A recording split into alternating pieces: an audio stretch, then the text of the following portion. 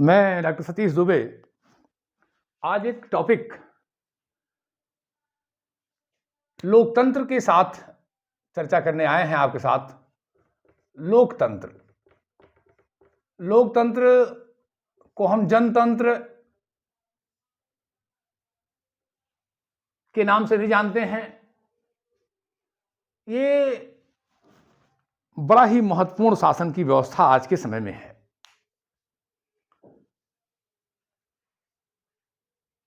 गांधी जी ने कहा था कि हम शासन के सारे प्रारूपों को देखें तो सब में अच्छा है, ये सबसे बढ़िया है। ये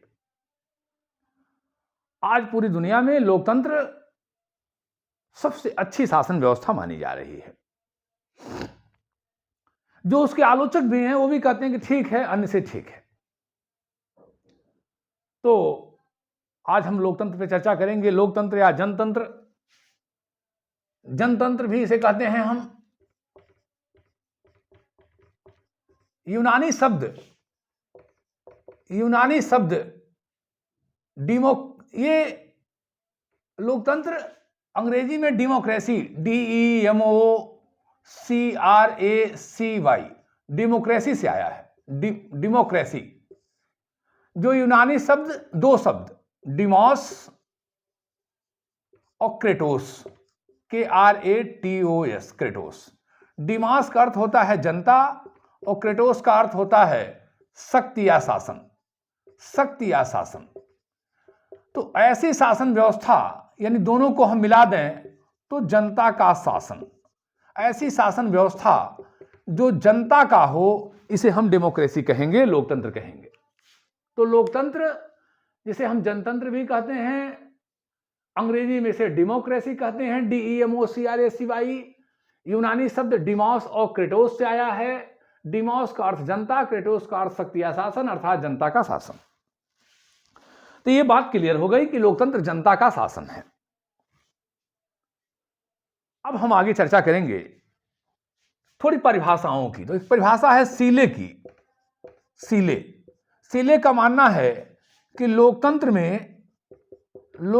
में प्रत्येक व्यक्ति का भाग होता है। प्रत्येक व्यक्ति का भाग होता है, यानी प्रत्येक व्यक्ति पार्टिसिपेट करता है। यह सीले का मानना है। और सबसे अच्छी परिभाषा मानी जाती है अमेरिका के पूर्व राष्ट्रपति अब्राहम लिंकन की। अब्राहम लिंकन साहब अमेरिका के पूर्व प्रेसिडेंट रहे हैं, जिनकी परिभाषा है कि लोकतंत्र जनता के द्वारा तथा जनता के लिए शासन है। जनता के लिए शासन है। तो लोकतंत्र जनता के द्वारा तथा जनता के लिए शासन है। ये अब्राहम लिंकन का मानना है, अमेरिका के पूर्व राष्ट्रपति। इस परिभाषा को सबसे अच्छी परिभाषा माना जाता है। तो इससे स्पष्ट हुआ कि लोकतंत्र वो शासन व्यवस्था है जो जनता के लिए है, जनता के द्वारा है तथा जनता का है।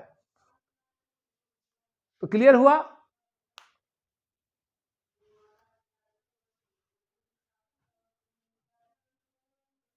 कि लोकतंत्र जनता के द्वारा तथा जनता के लिए शासन है। ये लोकतंत्र की सबसे अच्छी परिभाषा अब्राहम लिंकन की है।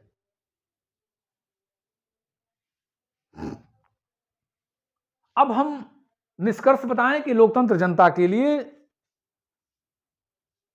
जनता के कल्याण के लिए, जनता के द्वारा चलाए जाने वाली शासन व्यवस्था है, जिसकी मालिक जनता है, संप्रभुता जनता में निवास करती है।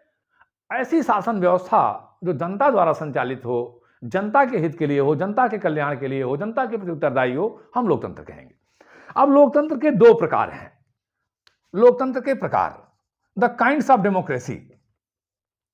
पहला प्रत्यक्ष लोकतंत्र और दूसरा अप्रत्यक्ष लोकतंत्र।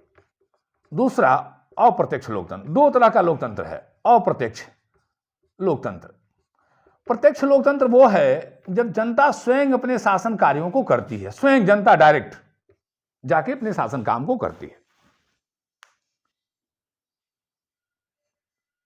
जनता शासन क्रिया का कार्य स्वयं करती है।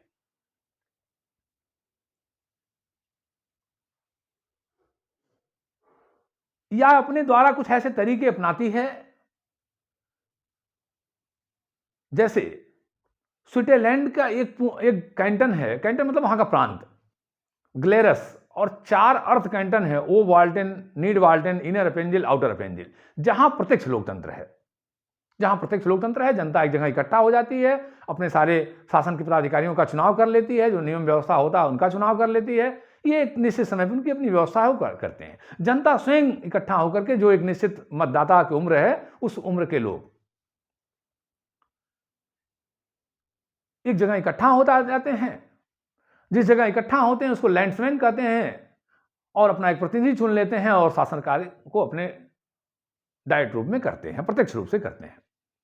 और कैंटनों में वो अपने उपकरणों के माध्यम से उस पर नियंत्रण रखते हैं, आरंभक और लोक निर्णय इत्यादि के माध्यम से। तो प्रत्यक्ष लोकतंत्र की व्यवस्था दुनिया के कुछ जगहों पे है, परंतु अप्रत्यक्ष लोकतंत्र दुनिया में बहुत ज्यादा है।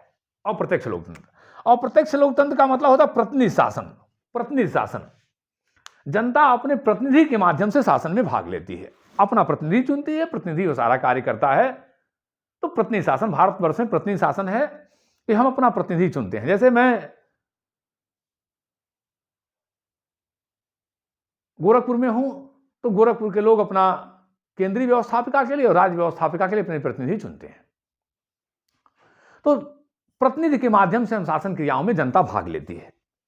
एक निश्चित समय के लोग मतदाता हैं, वो उसमें पार्टिसिपेट करते हैं। तो जब जनता सीधा तौर से शासन में कार्य को करे तो उसे प्रत्यक्ष लोकतंत्र, और अपने प्रतिनिधि के माध्यम से शासन कार्य को संपन्न करे तो प्रत्यक्ष लोकतंत्र। ये लोकतंत्र के 2 तरीके हैं। दुनिया में अप्रत्यक्ष लोकतंत्र ही ज्यादा प्रभावी है आजकल, प्रत्यक्ष बहुत कम है। अमेरिका के कुछ स्टेट्स में और स्विट्जरलैंड में प्रत्यक्ष लोकतंत्र है, मैंने भी चर्चा किया था। अब लोकतंत्र की विशेषता है कि लोकतंत्र की विशेषता क्या है, इस पे थोड़ी चर्चा हो जाए। तो लोकतंत्र की जो सबसे बड़ी विशेषता है वो ये है कि लोक प्रभुता में विश्वास। जो संप्रभुता है वो जनता में निवास करती है। हमारा संविधान भी कहता है be the people of India, हम भारत के लोग। यह शब्दावली अमेरिका के संविधान से लिया गया है। अमेरिका संविधान में इस तरह के शब्दों का प्रयोग किया गया था, तो उसी तरह से हमारे संविधान में भी हम भारत के लोग, यानी संप्रभुता भारत की जनता में निवास करती है। एक निश्चित आयु वर्ग के लोग, जैसे भारत में 18 वर्ष है, अपने मतदान का प्रयोग करते हैं। तो लोक प्रभुता यानी प्रभुता, संप्रभुता जनता में निवास करती है, पहली चीज। इसके लिए आवश्यक है कि समय से नियतकालीन चुनाव हो, समय से चुनाव हो, सर्वकालिक हो, सभी को उसमें भाग लेने का अवसर मिले, जो व्यवस्था है, कानून है, उसके अनुरूप सब लोग स्वतंत्र रूप से मतदान कर सकें, अपने प्रतिनिधियों पर नियंत्रण रख सकें, जिसमें प्रेस, दूरसंचार इत्यादि माध्यमों की स्वतंत्रता हो, शासन सत्ता जनता के प्रति उत्तरदायी हो, रिस्पॉन्सिबल गवर्नमेंट। ये सारी व्यवस्था लोकप्रिय संप्रभुता के अंतर्गत आती है। चुनाव समय से हो, सभी के लिए हो, जनता का उन पर नियंत्रण हो, संचार माध्यमों की प्रयोग करने की छूट हो, जिससे अपने नियंत्रण को प्रभावी कर सकें, सरकार सत्ता जनता के प्रति उत्तरदायी हो। एक निश्चित टाइम के लिए अधिकार दिया जाता है, ऐसा नहीं कि अनलिमिटेड है, एक बार आप नहीं, एक निश्चित समय है संविधान के अनुसार कि इतने समय के लिए हम अपने प्रतिनिधि को चुन रहे हैं, फिर प्रतिनिधि को अगले के लिए जनता के पास आना पड़ेगा। ओट हेतु वन विचरहि स्वामी, राजा भी जंगल जंगल, जो पहले राजा बने घूमते थे वो अभी वोट के लिए भटक रहे हैं। तो जनता के प्रति शासन सत्ता उत्तरदायी होगी। ये लोकप्रिय संप्रभुता की विशेषताएं हो गई। अगली विशेषता है कि नागरिक एवं सामाजिक स्वतंत्रता। हर तरह के नागरिकों को स्वतंत्रता मिलेगी, उठना बैठना, चलना बोलना, भाषण देना, लिखना पढ़ना, राजनीतिक स्वतंत्रता मिलेगी। स्वतंत्रता, चुनाव मत देना, चुनाव में भाग लेना, योग्यता के अनुसार पद प्राप्त करना, सरकार की आलोचना करना, सम्मत देना, ये सारी स्वतंत्रता नागरिकों को मिलेगी। जितना कानून के अनुसार उचित है वह लोकतंत्रात्मक देश अपने नागरिकों को प्रदान करता है, जिससे दूसरे की स्वतंत्रता को जब तक बाधा न पहुंचे। और हर देश होड़ मचाया है लोकतंत्र में कि भैया हम अधिक से अधिक स्वतंत्रता दें। इसी के साथ समानता, नागरिक समानता, राजनीतिक समानता, सामाजिक समानता, हर तरह की समानता। नागरिकों को रंग, रूप, जाति, धर्म इत्यादि के आधार पर कोई भेदभाव नहीं होगा, महिला पुरुष के आधार पर भेदभाव नहीं होगा, गोरे काले के हिसाब से, गरीब अमीर के अनुसार से भेदभाव नहीं होगा, हर तरह की समानता। उन्हें राजनीतिक समानता मिलेगी, अपने व्यक्तित्व विकास का अवसर मिलेगा, हर तरह की समानता की बात। तो equality and liberty are two pillars in democracy. लोकतंत्र में स्वतंत्रता और समानता दो खंभे हैं जिन पे लोकतंत्र का एकदम पैर खड़ा है। तो स्वतंत्रता और समानता लोकतंत्र के बहुत बड़ी विशेषता है। हर तरह की स्वतंत्रता जब तक दूसरे को नुकसान न हो। समानता, हर व्यक्ति को अपने व्यक्तित्व विकास का अवसर, प्रत्येक व्यक्ति को विशेषाधिकारों का अभाव, कोई किसी के जीवन को प्रभावित न करने पावे, ये सब बहुत सारी विशेषताएं हैं। इसके साथ साथ लोकतंत्र में मनुष्य के सम्मान, गौरव, मनुष्य का सम्मान की भावना है, गौरव की भावना है। हर व्यक्ति का सम्मान है, हर व्यक्ति का सम्मान है, हर व्यक्ति का गौरव है, उसे उचित स्थान दिया जाता है। सबके मत बराबर हैं, सबके लिए कानून बराबर है। एवरीबडी नो विवदिला, कोई व्यक्ति कानून से ऊपर नहीं है, सबके लिए कानून है, सबके लिए नियम है, उसकी रक्षा की व्यवस्था है, सबका सम्मान है, सबका गौरव है। इसी के साथ साथ विवेकवाद, बुद्धिवाद में विश्वास। लोकतंत्र, समस्या तो हर जगह आनी है, आएंगी ही आएंगी, समस्या काम है आना, आएंगी, लोकतंत्र में भी आती हैं, लेकिन उनका तर्क करके, बातचीत करके, बुद्ध के आधार पर बैठ करके, विचार विमर्श करके उन समस्याओं का समाधान संवैधानिक मार्ग से किया जाता है। विचारों का आदान प्रदान लोकतंत्र की सबसे बड़ी विशेषता है। विचारों का, ये नहीं कि थोप दिया गया। अधिनायकवाद में थोप दिया जाता है, अधिनायकवाद में आगे वीडियो लेके आऊंगा आपको। सर्वाधिकार में थोप दिया जाता है, ऐसा नहीं। विचारों का आदान प्रदान होगा, बैठ के टू टॉक, हम हर समस्या का समाधान किया जाएगा। ये लोकतंत्र की विशेषता है। मानव की गरिमा होगी, सम्मान होगा और विवेकवाद और बुद्धिवाद होगा। अगली विशेषता कि बहुमत का शासन। लोकतंत्र बहुमत का शासन होता है। जिसका ज्यादा मत होगा, ज्यादा संख्या होगी, वो शासन करेगा। जैसे हमारे यहां उत्तर प्रदेश में विधानसभा का चुनाव हो रहे हैं। अब जिनको 403 विधानसभा में से 202 या उससे अधिक सीट प्राप्त हो जाएगी, वो सरकार बनाएंगे। बहुमत का शासन है। तो बहुमत का शासन है, पूरा गणित है लोकतंत्र। अगर गणित ना होता तो वाजपेयी जैसा महान नेता भी बेचारे एक वोट से पार्लियामेंट में उनका बहुमत गिर गया था। मैं उस दिन भर टीवी देख रहा था। सब लोगों ने कहा वाजपेयी जी बहुत अच्छे हैं। अच्छे कहने से क्या होगा, उनका बहुमत नहीं रहा। तो बहुमत का शासन है। और बहुमत के शासन के साथ साथ और विशेषताएं हैं। शक्तियों का विभाजन हो। लोकतंत्र के लिए आवश्यक है कि सेपरेशन ऑफ पावर हो। ये हम फिर कभी इस पर विस्तार से चर्चा करेंगे। फ्रांसीसी विद्वान मॉन्टेस्क्यू क्या देन है कि शक्ति का विभाजन हो, सेपरेशन ऑफ पावर। शक्तियों को अलग अलग बांट दिया जाए। सरकार की शक्तियां हैं, व्यवस्थापिका, कार्यपालिका, न्यायपालिका, उनको अलग अलग कर दिया जाए। इससे कोई भी मनमानी न करे। एक जगह शक्तियां इकट्ठा होंगी तो राजनीति में कहावत है, power corrupt, absolute power, absolutely corrupt. एक साथ होंगी तो वो मनमानापन कर सकती हैं, निरंकुशता कर सकती हैं। तो शक्तियों का बंटवारा हो। निष्पक्ष स्वतंत्र न्यायपालिका हो, लोकतंत्र के लिए बहुत आवश्यक है। Judiciary is the heart in democracy. आत्मा है एकदम, बिल्कुल हृदय है। Soul and heart in the democracy. Judiciary is the soul and heart in the democracy. लोकतंत्र की आत्मा और हृदय है न्याय। और न्याय कहां से मिलेगा? न्यायपालिका से। न्याय लोकतंत्र की आत्मा है, हृदय है, तो कहां से मिलेगा? न्यायपालिका से। तो निष्पक्ष और स्वतंत्र न्यायपालिका की व्यवस्था होनी चाहिए, जैसे हमारे देश में है। अगली विशेषता है संविधानवाद। अच्छा, बहुमत के शासन में एक चीज और आपको बता दूं कि बहुमत के शासन में जो बहुसंख्यक वर्ग हैं उनको नैतिक होना चाहिए, जो अल्पसंख्यक वर्ग है उनको सहनशील होना चाहिए, मिलकर सारी समस्याओं को सुलझाना चाहिए। ये बात थोड़ा कहने से रह गई थी। तो संविधानवाद की व्यवस्था, संविधानवाद पे मैं एक वीडियो अगला लेके आ रहा हूं विस्तार से। अब यहां इतना ही समझ लीजिए कि विधियों का शासन, कानूनों का शासन, व्यक्ति का शासन नहीं होगा, मनमानापन नहीं होगा, निरंकुशता नहीं होगी।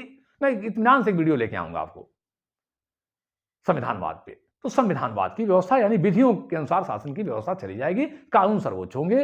ये लोकतंत्र की बहुत सारी विशेषताएं हैं, लेकिन उसमें से मैं कुछ विशेष प्रमुख विशेषताओं की चर्चा करूंगा। अरे लोकतंत्र तो ऐसे हो गया है कि अब कहां तक विशेषता बताया जाए, लेकिन चलिए मैं कुछ प्रमुख विशेषताओं की चर्चा करूंगा। अब एक चीज और चर्चा कर दूं कि लोकतंत्र सिर्फ शासन में नहीं होता है। कभी कभी हमारे यहां लोग ये समझ लेते हैं, बहुत सारे विद्यार्थी समझ लेते हैं कि लोकतंत्र सिर्फ शासन में नहीं, शासन में तो लोकतंत्र होगा ही, उसका रूप हम आपको पढ़ा ही रहे हैं कि जनता का शासन हो, जनता के प्रति हो, जनता के प्रति जिम्मेदार हो, जनता के लिए हो, जनता कल्याण के लिए हो, मालिक जनता हो, ये सब ठीक है। लेकिन इसके साथ साथ सामाजिक व्यवस्था में लोकतंत्र की सामाजिक व्यवस्था में लोकतंत्र हो। ये जो छुआछूत है, ऊंच नीच है, गरीब अमीर है, काले गोरे हैं, ये जो भेदभाव है सब समाप्त होने चाहिए। जन्मजात विशेषाधिकार समाप्त होने चाहिए। सबको उनके न्यूनतम जीवन आवश्यकताओं की पूर्ति का साधन होना चाहिए। सामाजिक लोकतंत्र के बिना राजनीतिक लोकतंत्र अधूरा रहेगा। हमारे देश ने राजनीतिक लोकतंत्र तो प्राप्त कर लिया, लेकिन सामाजिक लोकतंत्र अभी ठीक से प्राप्त नहीं किया है। एक राजनीति शास्त्र का विद्यार्थी होने के नाते, अध्यापक होने के नाते मुझे कहने में जरा सा भी गुरेज नहीं है कि अभी हमने सामाजिक लोकतंत्र को ठीक से प्राप्त नहीं किया है, करना पड़ेगा। आर्थिक लोकतंत्र, अर्थव्यवस्था में लोकतंत्र। आर्थिक लोकतंत्र का तात्पर्य है कि व्यक्ति के न्यूनतम जीवन आवश्यकताओं की पूर्ति हो। भूखे का मत का क्या मूल्य होगा? पंडित नेहरू ने कहा, भूखा है, रोटी के लिए तरस रहा है, भूखा बंगाली भात है भात वाली कहावत। जब भूखा ही है तो वो अपने रोटी देखेगा कि आपका देखेगा कि कौन सा पार्टी आ रही है और इसमें यूक्रेन और रसा में युद्ध हो रहा है, उसका क्या प्रभाव पड़ेगा। हमने कई लोगों से किया बातचीत, भैया इसमें यूक्रेन और रसा में युद्ध हो रहा, क्या भैया रोटी पेट भरा ही नहीं है, आप यूक्रेन की बात कर रहे हैं, फालतू बात। रोटी है ही नहीं, आप यूक्रेन की बात कर रहे हैं, रसा की बात कर रहे हैं। लंबी लंबी बात हमसे मत कीजिए, हमसे बताइए रोटी कहां मिलेगा। रोटी, और जब तक ये न्यूनतम आवश्यकताओं की पूर्ति नहीं होगी, लास्की ने कहा उद्योगों में प्रजातंत्र, यानी जो श्रमिक हैं, कामगार हैं, उनका भी भागीदारी सुनिश्चित करना चाहिए उद्योगों में। उनको ये लगे कि हाँ, हम इस उद्योग और अर्थव्यवस्था के एक महत्वपूर्ण अंग हैं। उस न्यूनतम आवश्यकताओं की पूर्ति होनी चाहिए जो हमें अभी पूरा करना है भारतवर्ष को, तभी हमारा लोकतंत्र सफल होगा। अगली बहुत महत्वपूर्ण है स्वभाव और मनोवृत्तियों में, विचारधारा और संस्कृति में लोकतंत्र। यह बहुत महत्वपूर्ण है, इसकी प्राय लोग चर्चा नहीं करते हैं। आपने, हमारे संविधान निर्माताओं ने ब्रिटेन से व्यवस्था ला दिया, मैक्सिमम चीजें ब्रिटेन की ही हैं, कुछ चीजें और देशों की हैं, लेकिन मैक्सिमम ब्रिटेन की हैं। 395 अनुच्छेद में से 200 अनुच्छेद तो केवल 1935 का अधिनियम ही फोटोकॉपी कर दिया गया है। बहुत सारी व्यवस्था, हमने सारी व्यवस्था पार्लियामेंट्री सिस्टम वगैरह में विस्तार से बताऊंगा, ब्रिटेन से ले लिया हमने। We had taken our parliamentary system and other system from Britain. लेकिन ब्रिटेन का कल्चर कहां से लाएंगे आप? लोकतंत्र को जो लोगों में सहयोग, सम्मान, व्यवस्था, अपने कर्तव्य के प्रति समर्पण, ये लोकतांत्रिक मूल्य आप नहीं ला पाए। सेव का पौधा, हम एक बार कश्मीर गए तो हमने सेव का पौधा वहां से ले आया और लगा दिया अपने यहां गांव पे आकर के, सूख गया। 2-3 पौधा लाए थे, बड़ा मेहनत किए थे, तो लोगों ने कहा भैया यहाँ पर्यावरण, क्लाइमेट नहीं है इसका सेव का, वहां तो ऐसे फेंक दीजिए जब जाता है कश्मीर में। तो लोकतंत्र वहीं सफल होगा जहां लोकतंत्र का की वातावरण होगा, मेंटल स्तर पे, कल्चरल स्तर पे, रीजनेबल स्तर पे, सोच के स्तर पे, चेतना के स्तर पे, विचारधारा के स्तर पे, स्वभाव के स्तर पे। स्वभाव के स्तर पे आपको लोकतांत्रिक होना पड़ेगा। तो लोक स्वभाव में लोकतंत्र, और वो कैसा होगा? उसमें समानता के भाव हो, स्वतंत्रता के भाव हो, विचारों का आदान प्रदान हो, सहनशीलता हो, नैतिकता हो, अपने कर्तव्यों के प्रति समर्पण हो, सहनशीलता हो, सम्मान की भाव हो, मानवीयता हो, देश प्रेम हो, कानूनों से लगाव हो। खाली बस लोकतंत्र का पौधा लगा देने से काम चल जाएगा? 75 साल तो हो गए, कितना हम सफल हैं? भाषण तो बहुत लंबा लंबा दे लेते हैं, और वो जो नहीं सफल हो पा रहे हैं उसके सबसे बहुत बड़ा कारण है कि हमारे स्वभाव में लोकतंत्र नहीं है, हमारी विचारधारा में लोकतंत्र नहीं है। हमें उसे लाना होगा। तो स्वभाव में लोकतंत्र, विचारधारा में लोकतंत्र, मैं सोचा थोड़ा चर्चा कर लूं आपसे, क्योंकि हवाई चर्चाएं बहुत होती हैं। मैं हवाई चर्चाओं पे थोड़ा कम ध्यान देना चाहता हूं। लंबा लंबा, मैं नेता तो हूं नहीं लंबा लंबा भाषण देना है, मैं तो अध्यापक हूं, विद्यार्थी हूं। तो स्वभाव में लोकतंत्र बहुत आवश्यक है। विचारधारा में, चिंतन में, कार्य पद्धति में, शैली में, सोच में, आचरण में लोकतंत्र लाना है। तो लोकतंत्र सिर्फ राजनीतिक मिलाने से काम नहीं चलेगा, सब मिलाना पड़ेगा, तब एक समृद्ध लोकतंत्र बनेगा, समृद्ध डेमोक्रेटिक सिस्टम बनेगा। अब मैं चर्चा करूंगा कि लोकतंत्र के गुण है, बहुत अच्छी शासन व्यवस्था, तो उसके गुणों की चर्चा हो। और पहला है कि लोकतंत्र जन कल्याण पर आधारित होता है, जनता का कल्याण ही उसका लक्ष्य है, जन कल्याण, जनता का कल्याण। शासन व्यवस्था के लोग जनता के हितों के लिए, जनता के कल्याण के लिए कार्य करना चाहते हैं, क्योंकि भाई जनता मालिक है, अब मालिक की बात नहीं मानेंगे, एक निश्चित समय के लिए आपको प्रतिनिधि चुना है, फिर आप बेकार हो जाएंगे, क्योंकि नेता तो बल्ब हैं, चमकते हैं, और सारा सप्लाई, ये पॉलिटिकल पार्टी वगैरह चुनाव की व्यवस्था तो केवल तार हैं, सप्लाई तो जनता के पास है, पावर जनता के पास है, जनरेटर वो है, पावर हाउस वो है, देगी तो चमकेंगे, नहीं तो। और देखिए जिस सत्ता से हट जाते हैं कैसा मुंह गिरा के टहल रहे हैं, कोई पूछा रहा है, कैमरा वाला भी नहीं पूछ रहा है, छोटा मोटा। तो जनता मालिक है, पावर वो देती है, तो उसके कल्याण में, शासन में काम नहीं करेंगे तो फिर सत्ता से बाहर कर दिए जाएंगे। तो ये लोक कल्याण पे आधारित शासन व्यवस्था है। लोकतंत्र में ये देशभक्ति की भावना का विकास होता है। देशभक्ति, ये देश मेरा है, शासन मेरा है, मैंने बनाया है, ये कानून मेरा है, तो लोगों में देशभक्ति की भावना का विकास होता है। ये बहुत बड़ी विशेषता है, बहुत बड़ा गुण है। क्रांति से सुरक्षा, पहले तो बता दूं कि संवैधानिक मार्ग से शासन परिवर्तन, संविधान के माध्यम से शासन परिवर्तन हो जाता है, कोई खून खराबा करने की जरूरत नहीं है। अभी चुनाव उत्तर प्रदेश में हो रहे हैं, जनता जो चाहेगी तो संविधान के माध्यम से शासन में परिवर्तन हो जाते हैं। और क्रांति से सुरक्षा, क्रांति कब होती है? जब जनता कोई मांग करेगी और सरकार उस मांग को नहीं स्वीकार करेगी तो क्रांति होगी। क्रांति की आवश्यकता ही नहीं है, खून खराबा की आवश्यकता ही नहीं है, आसानी से सत्ता में परिवर्तन हो गए, काम खत्म हुआ। तो इसमें सत्ता में आसानी से परिवर्तन हो जाते हैं, कोई समस्या ही नहीं है। सार्वजनिक शिक्षण और उच्च आदर्शों पर आधारित, लोकतंत्र एक उच्च आदर्शों पर आधारित है। समानता, स्वतंत्रता, भ्रातृत्व, भाईचारा, उच्च आदर्शों पर आधारित है। उत्तरदायी शासन, लोकतंत्र में उत्तरदायी सरकार होती है, उत्तरदायी शासन होता है, उसके प्रति उत्तरदायित्व की भावना होती है। जनता अपने कर्तव्यों के प्रति उत्तरदायी होती है, सरकार अपने कर्तव्यों के प्रति उत्तरदायी होती है। जनता में आत्मविश्वास होता है, ये सरकार मेरी है, मेरी सरकार है, मैंने बनाया है, उसमें आत्मबल आता है, आत्मविश्वास आता है, तो शासन के लिए आधार के रूप में काम करता है। सार्वजनिक शिक्षण एवं सार्वजनिक शिक्षण, लोकतंत्र में सार्वजनिक शिक्षण की व्यवस्था है। स्थानीय लोकतंत्र हैं, राजनीतिक दल हैं, चुनाव हैं, मंच लगा के नेता लोग बोल रहे हैं, महान महापुरुषों को भी सुनने, लोहिया जी के भाषण को देश की जनता ने सुना, जयप्रकाश बाबू को सुना, वाजपेयी जी को सुना। तो लोकतंत्र में सार्वजनिक शिक्षण व्यवस्थापिका के अंदर, व्यवस्थापिका के बाहर, चुनाव में, हर माध्यम से जनता में स्थानीय प्रशिक्षण, जो स्वशासन है उसमें जो भाग लेती है, उससे उसके अंदर राजनीतिक शिक्षा का विकास होता है। तो सार्वजनिक शिक्षण या राजनीतिक शिक्षण की व्यवस्था होती है, यह जन कल्याण पर आधारित होता है, लोकमत पर आधारित होता है। ये सारी व्यवस्थाएं लोकतंत्र में है। जनता का आत्मविश्वास बढ़ता है, बहुत सारी विशेषताएं हैं। मैं विशेषताओं की चर्चा करते करते थक जाऊंगा, लेकिन कुछ प्रमुख चर्चा करूंगा आपसे। उच्च आदर्शों पर आधारित, उच्च आदर्श, उत्तरदायी सरकार, सरकार उत्तरदायी है। तो ये 5 साल के बाद फिर वहीं जाना है दरवाजे पे, फिर मुहर जनता से लेना है, तो उत्तरदायी जनता के प्रति है। जनता के प्रतिनिधि, चुने हुए प्रतिनिधि केंद्रीय व्यवस्थापिका में और राज्य की व्यवस्थापिका में भेजती है, और वो जो कार्यपालिका में रहेगा वो बहुमत के आधार पर रहेगा, और जनता के चुने हुए प्रतिनिधियों की बात नहीं मानेंगे तो कैसे बहुमत आपका रहेगा? फिर नियतकालीन चुनाव है, एक समय के बाद इस अंजुमन में आपको आना है, बार बार आना है जनता के दरवाजे पे। तो जनता की इच्छा के अनुसार नहीं करेंगे तो कैसे काम चलेगा फिर?